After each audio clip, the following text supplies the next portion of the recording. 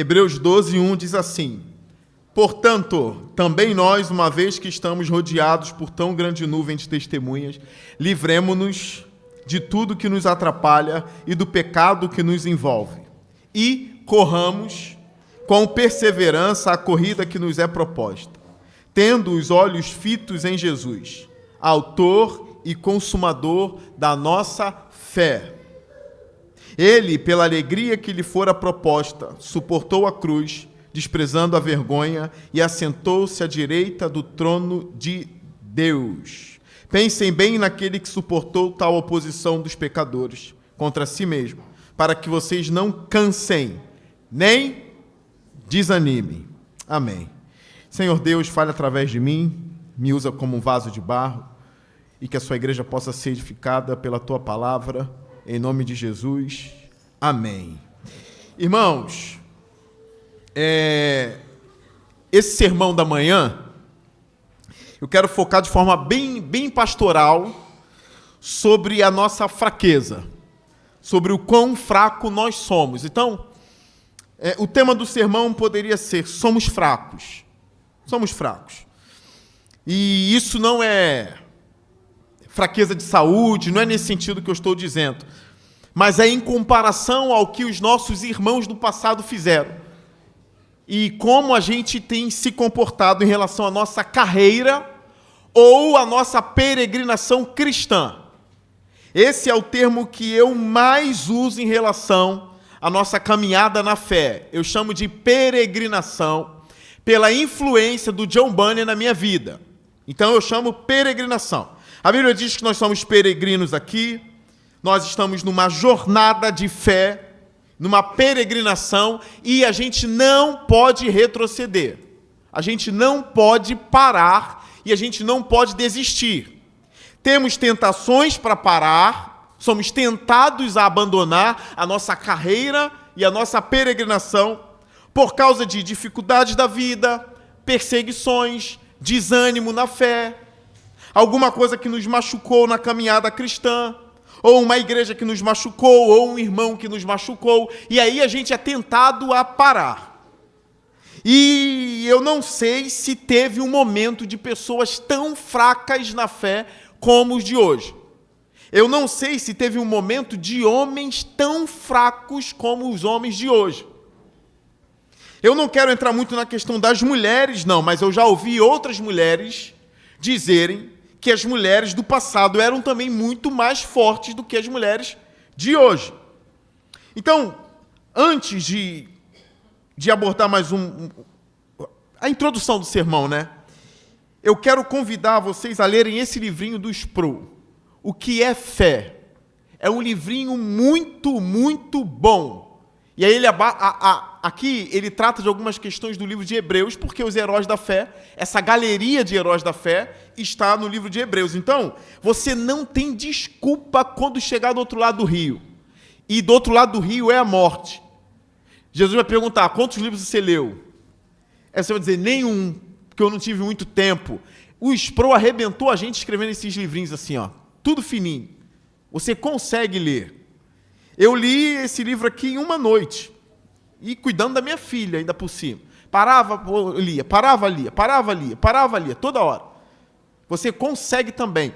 O que é fé do Sproul? Ele vai tratar de tantas coisas sobre o livro de Hebreus.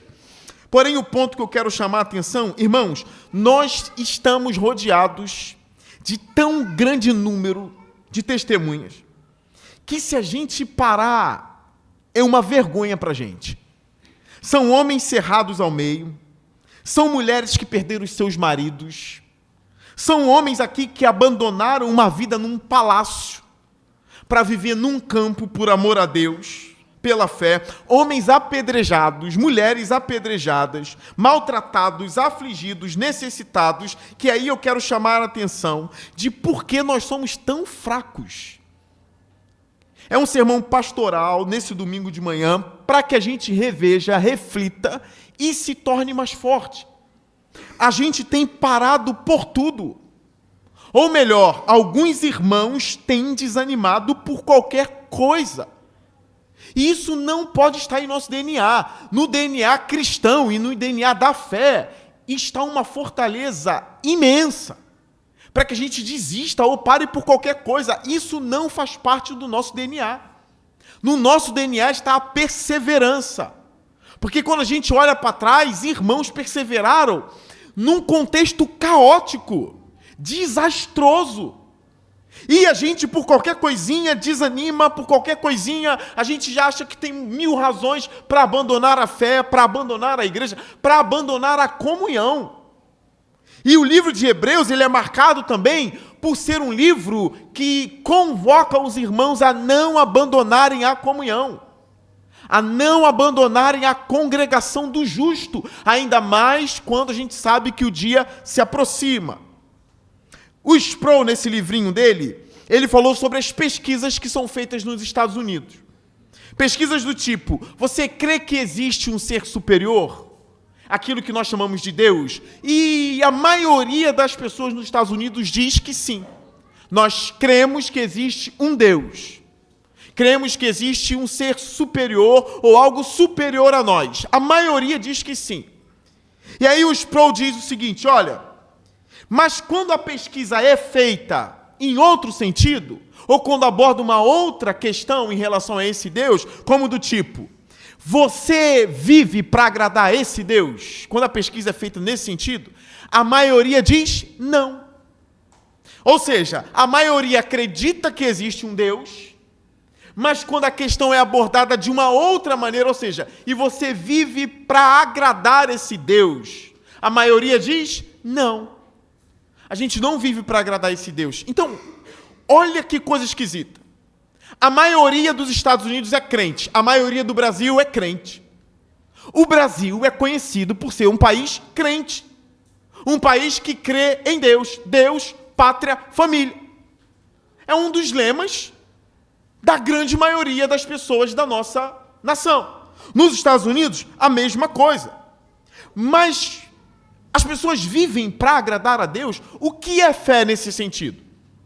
E fé é um contexto multifacetado no Novo Testamento, tá? Em alguns lugares fé vai significar fidelidade, em alguns lugares fé significa confiança, em alguns lugares fé é acreditar que existe Deus. Então é multifacetado, o termo é difícil de estudar. Porém, fé também é agradar o Deus que você crê. Capítulo 11 de Hebreus. Olha o versículo 5. Isso aqui é uma galeria que não é para nos envergonhar. Não é para nos envergonhar, é para nos encorajar. Pela fé, Enoque foi arrebatado de modo que não experimentou a morte. E já não foi encontrado porque Deus o havia arrebatado. Quem não conhece a história? Todo mundo, né? Enoque foi arrebatado, não viu a morte, Deus o tomou para si. Mas olha a continuação desse texto que a gente leu.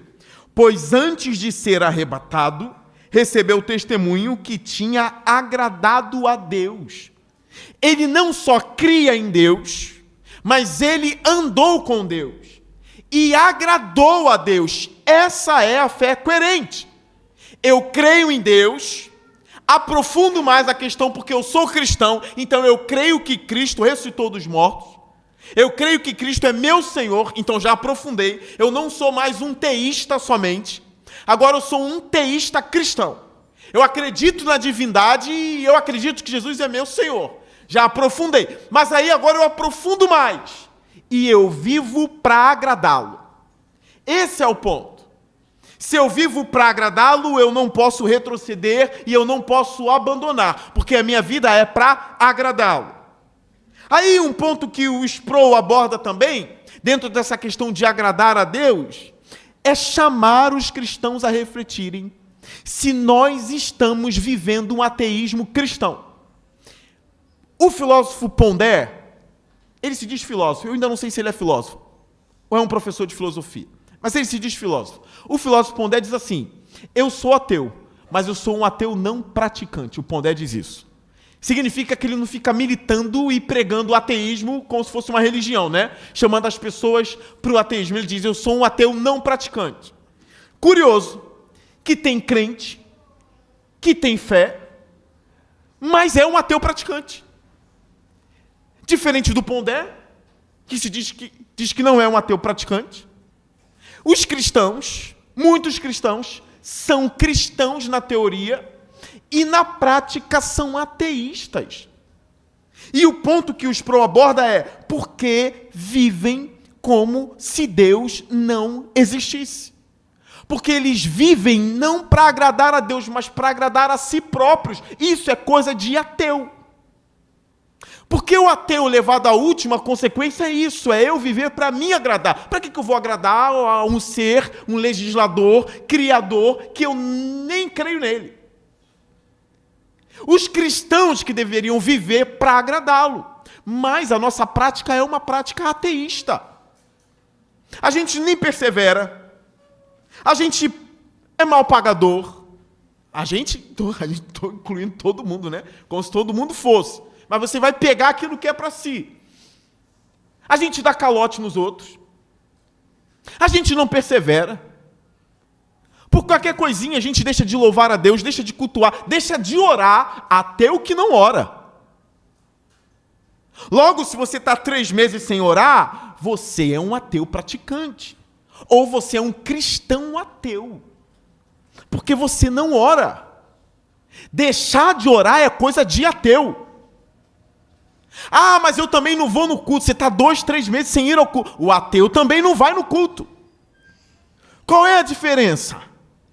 Daqui a pouco não haverá nenhuma diferença. Por quê? Os ateus que a gente conhece, eles seguem uma norma moral. Tem ateu que não adultera, tem ateu que não fornica, tem ateu que não se masturba. Que ele tenta ser correto. Eu não entendo por quê, mas ele tenta ser correto. Parece que tem uma lei no coração dele que ele não consegue ali, uma lei moral no coração dele, parece. E aí, quando a gente vai comparar, não há diferença entre os justos e os não justos. Porque a gente está vivendo não agradando a Deus e como ateus. É um ponto para a gente rever. Agora, eu quero chamar a atenção para vocês também da renúncia. Da questão de renunciar aos prazeres também pela fé. Como está lá no versículo 24 de Hebreus 11. Diz assim, esse texto é muito bom, muito bom. Pela fé, Moisés, já adulto, recusou. Olha só, pela fé, ele recusou. Primeiro, uma fé que agrada a Deus, eu vivo para agradá-lo. E com isso eu recuso algumas coisas, e eu recuso algumas ofertas, e eu tenho Moisés não como o cara que vai me oprimir. Eu tenho Enoque não como o cara que vai me oprimir. Olha como eu sou um miserável cristão que não sirvo para nada, vou abandonar. Não, eu olho para eles assim, como eu sou um miserável cristão, como eu preciso melhorar. Amém? Estamos todos juntos nisso aqui? Não é para ninguém abandonar a caminhada por se comparar com Enoque. Não dá. Enoque era um bicho bruto, bom pra caramba. Não dá para se comparar assim, não dá. Moisés era o cara, o homem mais manso da terra. Tolerou um povo incrédulo, intercedeu pelo bem desse povo. Eu já tinha mandado para o inferno. Ele intercede, não mata, não devora, poupa eles. Senhor, poupa eles. E aí a gente hoje, usando em oração imprecatória, Senhor, mata uns 15 do povo, tira uns 15. Se tirar uns 15 fica bom. Então é uma fé que eu aprendo com Enoque, que não é só crer em Deus, isso até os demônios têm, tá? Essa fé. Mas é uma fé que agrada a Deus, é uma fé que não move a mão de Deus, como a gente ouviu aí, né? Que a fé move a mão de Deus. Não, a fé nos move. A fé me move. Não é essa ideia de como se a fé fosse um volante. Ah, eu tenho fé, aí eu jogo Deus para a esquerda, aí eu jogo Deus para a direita, agora eu piso no freio, Deus para, aí eu acelero, porque a minha fé manda em Deus. Não, a minha fé não manda em Deus. A fé que a gente está aprendendo aqui é uma fé que nos move. Tem um louvor que diz que a fé move as mãos de Deus, agora eu não sei quem canta, né? Mas no contexto de Hebreus, é óbvio que Deus escuta a nossa oração, porque Deus ama isso. Ele ama quando a gente espera nele, ele ama quando a gente o ama. Mas a fé, antes de mover a mão de Deus, é uma fé que nos move. E o texto de Hebreus está aqui para isso. Para olhar para a galeria dos irmãos na fé e me mover como eles se moveram. Aí, olha o movimento de Moisés, 24. Pela fé, Moisés, já adulto, recusou ser chamado filho da filha do faraó. Irmãos, isso é lindo.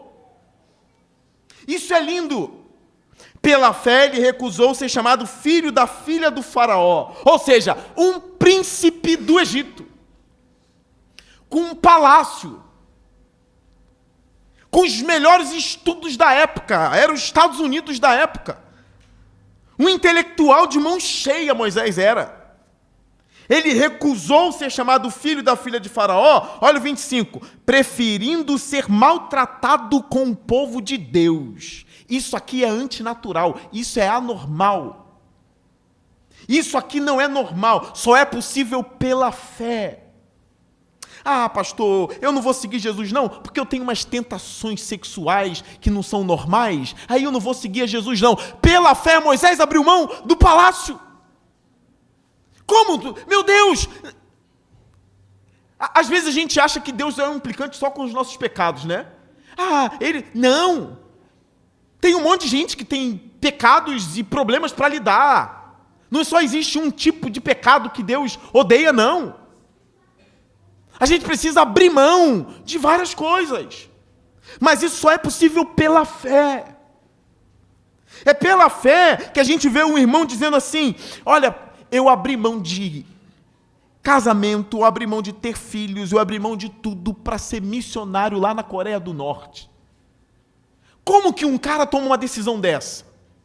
E aí quando tu vê, ele é formado em medicina, ele abriu mão, não só do casamento, ele não abriu mão só dos filhos, ele abriu mão de uma carreira para ser missionário lá na Coreia do Norte. E a gente não abre mão de nada. Eu estava vendo um programa na rádio em que o professor Luiz Saião estava participando, e ali no momento dessa é um tipo de entrevista ali, ele começou a chorar justamente nesse ponto. O Luiz Saião começou a chorar porque ele estava lembrando dos morávios, dos irmãos que foram impactados pela palavra de Deus. Teve morávio que se tornou escravo voluntariamente para pregar para escravo. Vocês sabiam disso?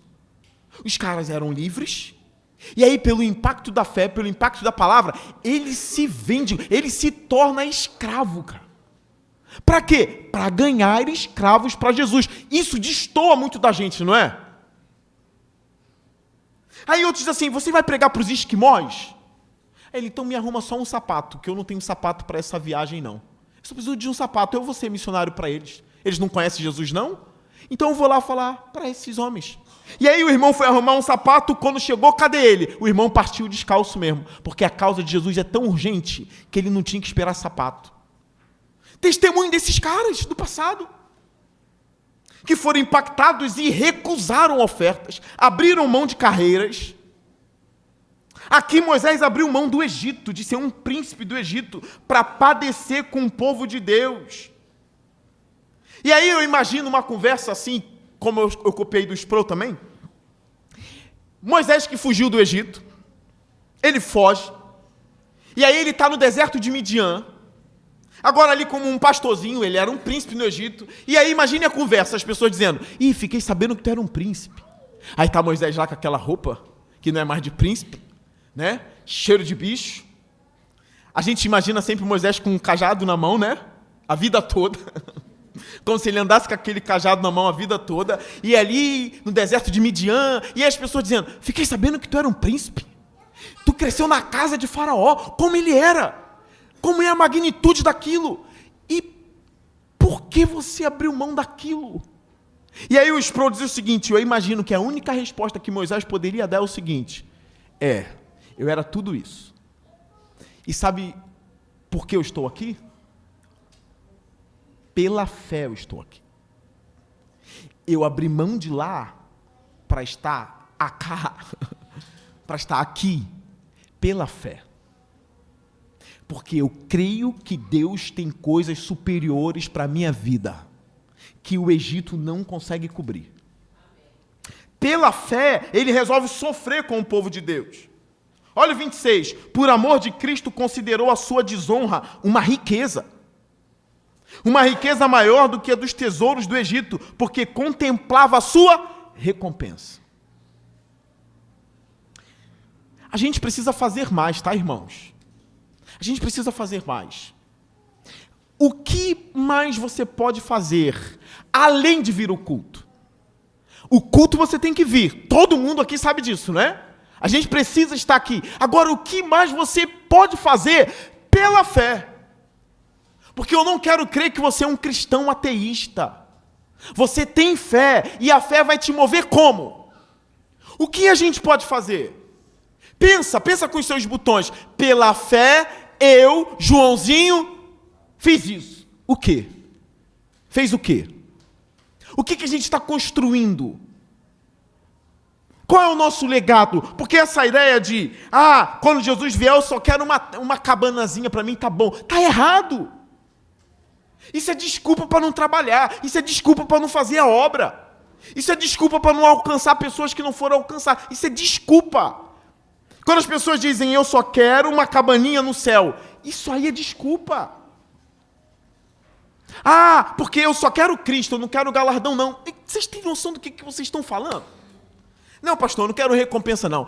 Cristo para mim me basta. Soa piedoso, não soa? Ele só quer Cristo. É ou não é?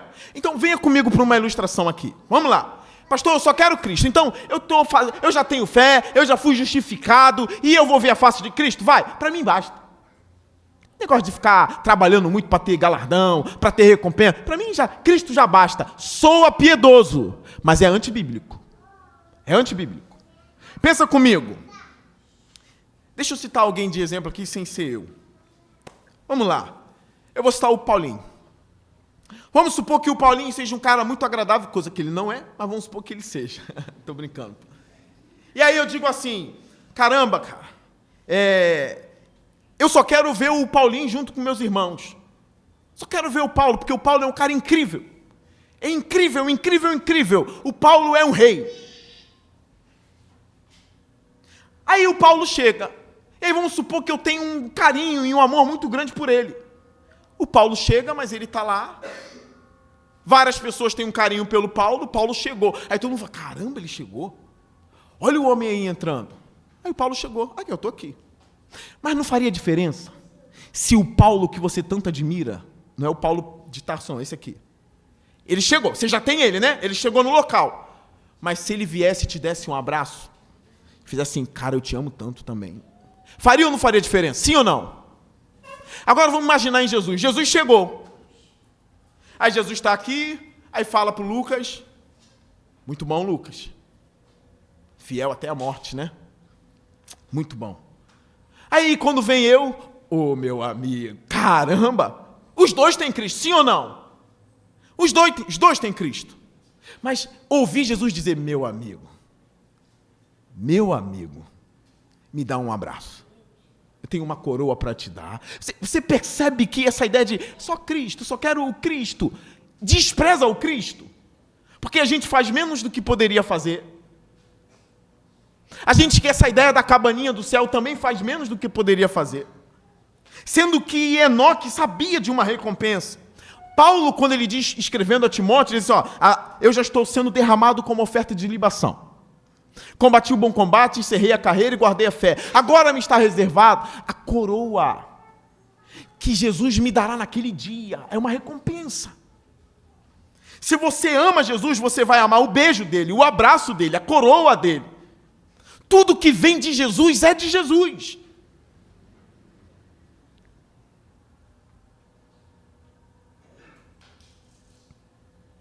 (10:35), Hebreus. Por isso, não abram mão da confiança que vocês têm. Ela será ricamente recompensada. Vocês precisam perseverar de modo que, quando tiverem feito a vontade de Deus, receba o que Ele prometeu. Pois em breve, muito em breve, aquele que vem virá e não demorará. Mas o meu justo viverá pela fé, e se retroceder, não me agradarei dele. Nós, porém, não somos dos que retrocedem e são destruídos, mas dos que creem e são salvos. O ponto de Hebreu é encorajar os crentes a não pararem. Enfrentando dificuldades da vida, enfrentando os sofrimentos, não pararem. Então a minha palavra pastoral para você nessa manhã é: não pare, persevere, olhe para esses homens de Hebreus 11, essa galeria de fé, olhe para eles assim: eu também farei mais. Porque pela fé eu posso fazer. Pela fé farei bem mais do que faço. Às vezes eu fico pensando na nossa debilidade. Senhor, eu poderia fazer um pouco mais. Meus irmãos poderiam fazer um pouco mais. A gente tem um bairro para alcançar. A gente tem um bando de gente para convidar. A gente tem muita gente para matar a fome. A gente tem muita gente para vestir.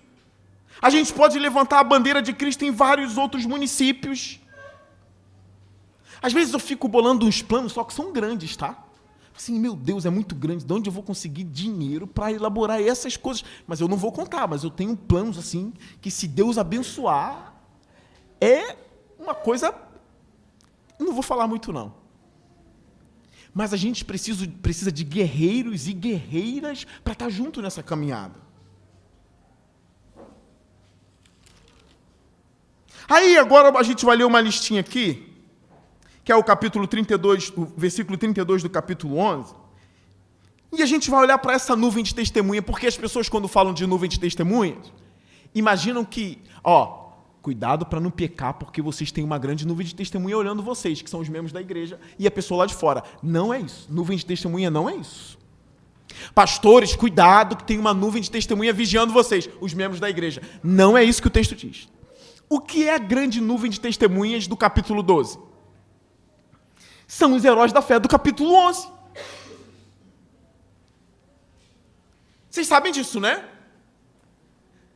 São testemunhas imensas, que eu olho e não vou parar porque eles não pararam.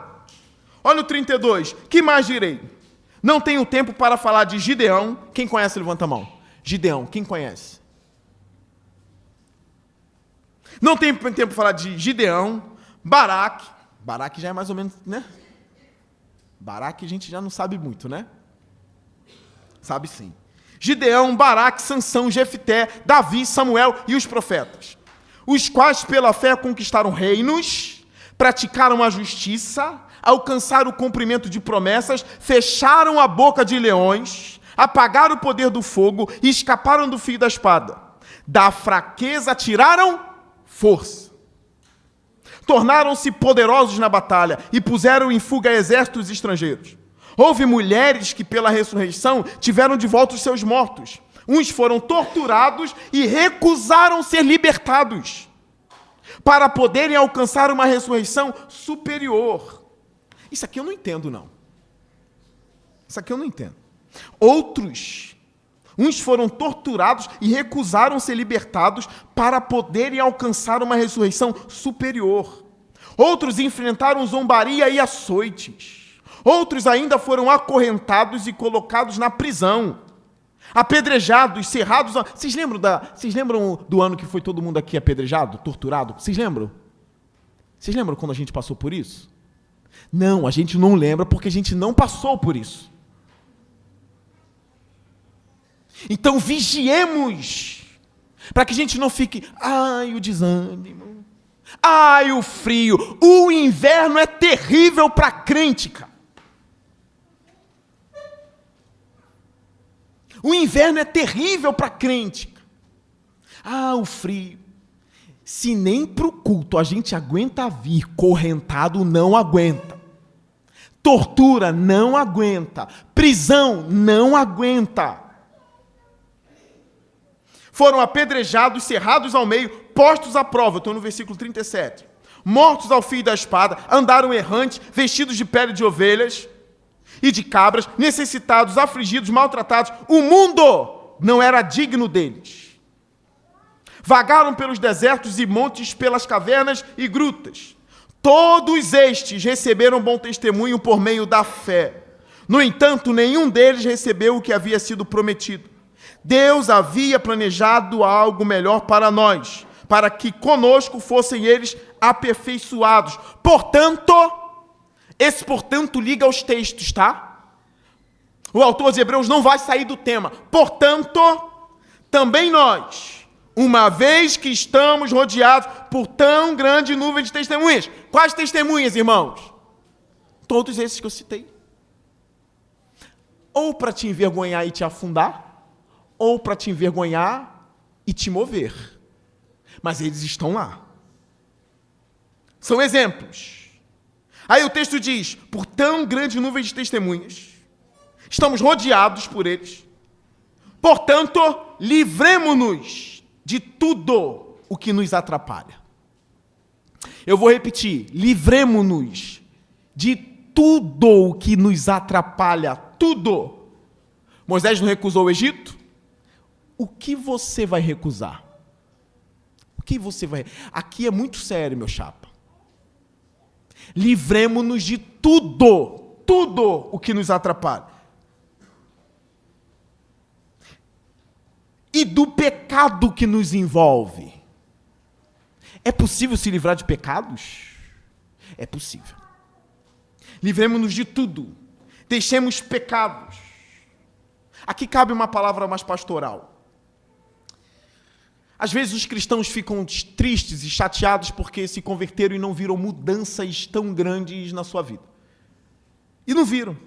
Acham que continua a mesma pessoa irada do passado, ou a mesma pessoa invejosa só porque luta com a inveja, ou a mesma pessoa com problemas de lascívia no coração, igual no mundo. E aqui cabe uma palavra pastoral a vocês. Há muitos anos atrás eu trouxe fortemente as ideias do pastor John Newton para a igreja. E aí eu quero lembrar vocês. John Newton tem uma frase marcante que ele diz assim: não sou quem eu deveria ser, não sou quem Deus quer que eu seja, e não sou quem eu serei um dia. Portanto, de uma coisa eu sei, eu não sou mais quem eu era antes. Vocês estão compreendendo? Você não é ainda quem deseja ser. Você nem é ainda o que vai se tornar lá na frente. Você ainda nem é o que Deus preparou para você. Mas de uma coisa você tem que ter certeza, meu irmão. Você não é mais quem era antes. Você fala, eu continuo lutando com a inveja, pastor. Está aqui, mas aquela praga de invejoso que eu era antes de fazer eu não sou mais. Isso me persegue, mas eu não faço mais o que eu fazia. Antes eu nem me entristecia, mas hoje eu já me entristeço. Antes eu deixava a imoralidade aflorar, agora eu bloqueio ela e eu fico triste quando ela vem. Você não é mais o que era antes, percebe? Você não é mais o que era antes. Você mudou, você não é mais. Você não é um John Wesley ainda, você não é Paulo ainda, mas você não é mais aquele defunto horrível que você era antes. Então livre-se do pecado e de tudo que te atrapalha. E corramos com perseverança a corrida que nos é proposta. Corre, e corre com perseverança, não para.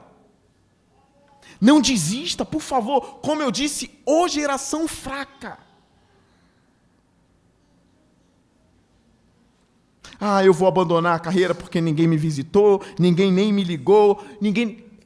Ah, que coisa fraca. A gente precisa vencer isso. Porque nós olhamos para o passado, eles foram cerrados ao meio.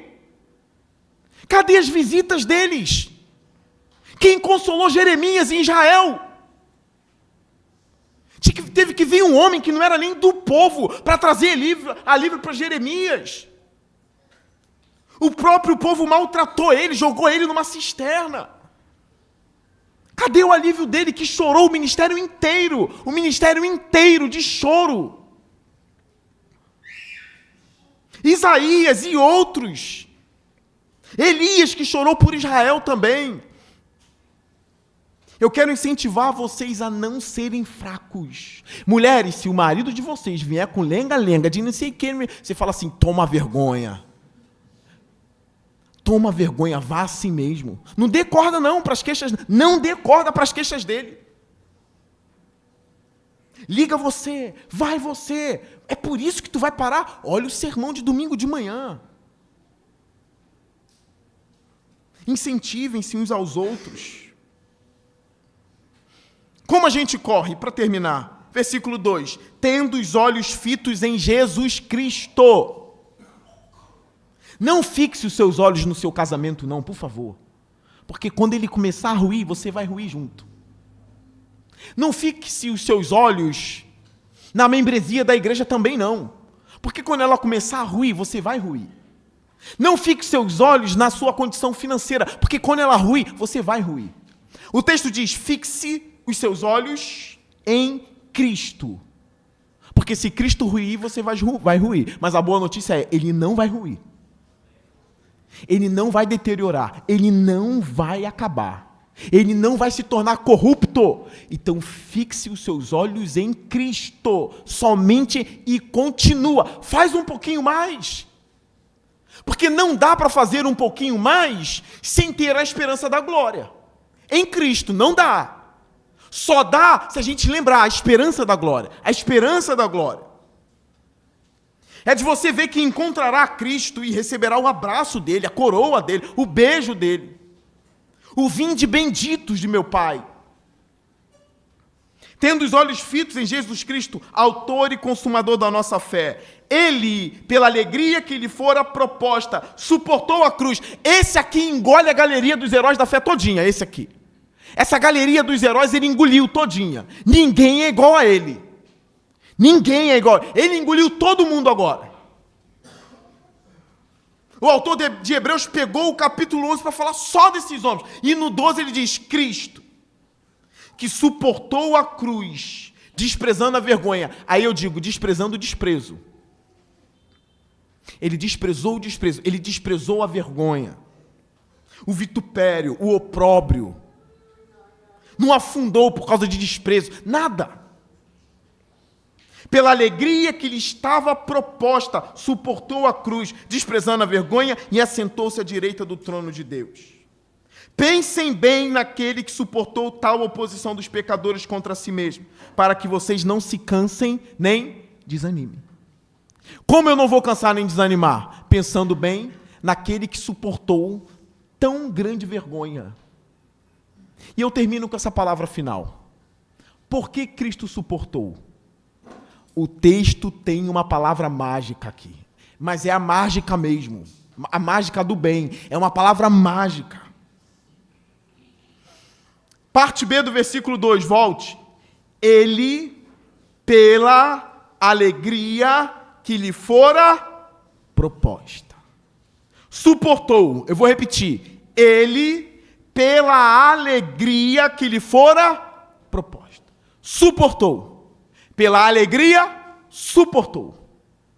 Pela alegria que estava por vir, ele suportou o desprezo do presente. Pela alegria que estava por vir. Pela glória do Pai. Estar à destra do Pai. Sabendo dos frutos que darão em nós. E é por isso que eu estou com John Piper nessa. Pela alegria do que está por vir, a gente não para. Pela alegria do que está por vir, a gente faz mais. Como eu costumo dizer na igreja, a glória é logo ali. Não é longe não, é logo ali. Está bem pertinho, é logo ali. Pela alegria de ver Cristo, a gente faz mais. Pela alegria de ver Cristo, a gente prega mais. Pela alegria de ver Cristo, a gente se move mais. A fé que nos move. Eu espero que você reflita. Primeiro ponto, não abandone a fé, tá? Não abandone a fé. Fica firme. Tá, pastor, não abandona a fé agora. Deixa ela te mover. Primeiro, você não abandonou por causa de desprezo, vergonha, discussão, raiva. E não abandonou a fé. Ficou? Fiquei. Agora ela tem que te mover. Ela vai te mover. Faça o bem. Faça a obra. Agrade a Deus. Viva uma vida que agrade a Deus. Faça um pouco mais. E depois, morra e encontre Cristo. É a alegria que está proposta para a gente. Essa é a fé sólida, firmada na palavra de Deus. E essa é a definição de fé. É a confiança na palavra de Deus. A gente vai acabar esse domingo hoje à noite. Temos uma outra semana pela frente. Faça um pouquinho mais. Reclame um pouquinho menos. A gente não foi cerrado ao meio. Não foi. Faça um pouquinho mais. Persevera um pouquinho mais. E deixa de ser mole, por favor. Os nossos irmãos não foram. Até demonstraram fraquezas, mas não pararam. Que seja assim conosco também. Pela alegria que está por vir. E você que não ri tem algum tempo, Jesus vai fazer você rir. E falta pouco. Permaneça, fique de pé. Essa é a palavra da manhã. Vamos orar e encerrar o culto. Venha à noite. Venha louvar o Senhor à noite. Vamos orar. Paulo, ora aí, por favor, meu irmão.